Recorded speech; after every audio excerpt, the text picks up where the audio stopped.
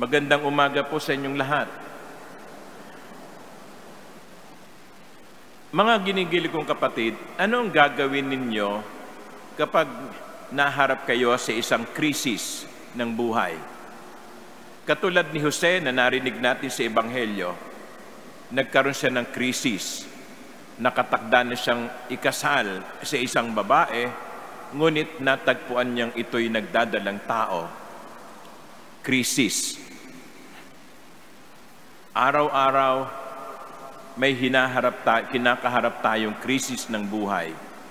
Mga problema na kung minsan ay hindi natin alam kung ano ang ating gagawin. So, tignan natin ang halimbawa ni Jose. Ano ang kanyang ginawa? Ang unang ginawa ni Jose ay natulog.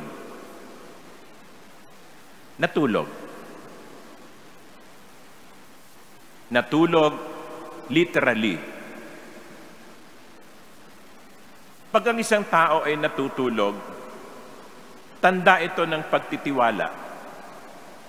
Kaya hindi tayo makatulog kung takot tayo.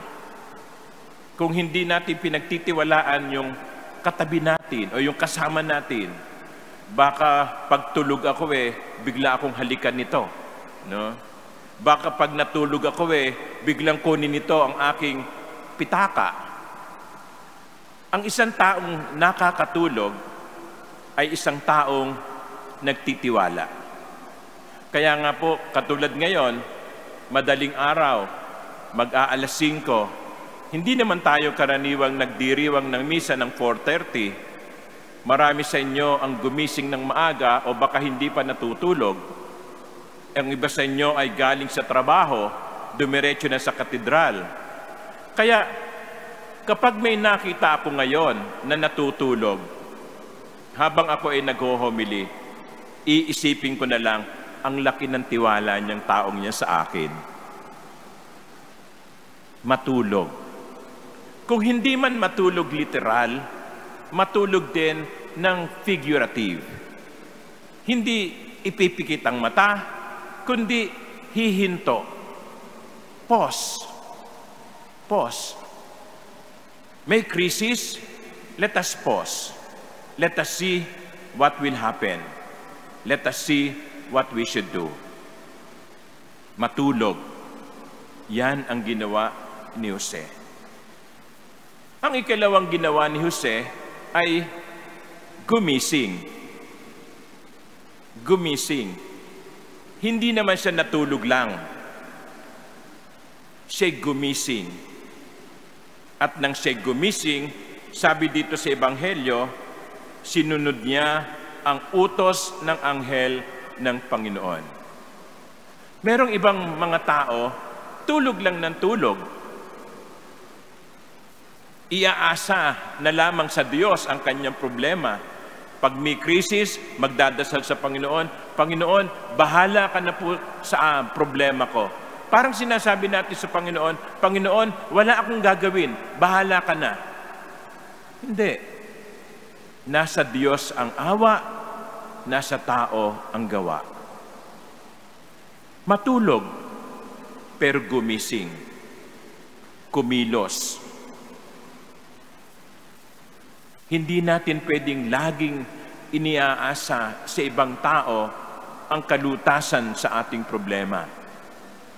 At hindi natin pwedeng daanin lang sa pagdarasal ang lahat ng mga krisis na dumarating sa ating buhay. Kinakailangan ding gumawa tayo, kumilos tayo. Oo, magtiwala tayo sa Diyos, pero gawin natin ang kaya nating gawin. At dito sa Ebanghelyo, ang sabi nga ginawa ni Jose ang utos ng anghel ng Panginoon. At pinakisamahan niya si Maria. Paggising ni Jose, ginawa niya ang gusto ng Diyos. Mga minamahal kong kapatid, sa buhay natin, hindi maiiwasan yung krisis ng buhay. Pero tinuturuan tayo ni Jose na magtiwala at kumilos at sundin ang kalooban ng Panginoon. Ngayon, sasabihin nyo, Father, sige, gusto ko naman sundin ang kalooban ng Diyos. Paano ko malalaman ang kalooban ng Panginoon? Well, nagpapadala ang Diyos ng mga anghel sa buhay natin. Hindi literal na anghel na may pakpak, kundi mga tao na gagabayan tayo. Maaaring ito'y isang magulang, maaaring ito'y isang kaibigan, maaaring ito'y isang pari. Baka ngayon, habang nakikinig kayo sa akin, ay ginagamit ako ng Diyos upang sabihin sa inyo kung anong dapat ninyong gawin. Just like Joseph, be open to the message of the angel.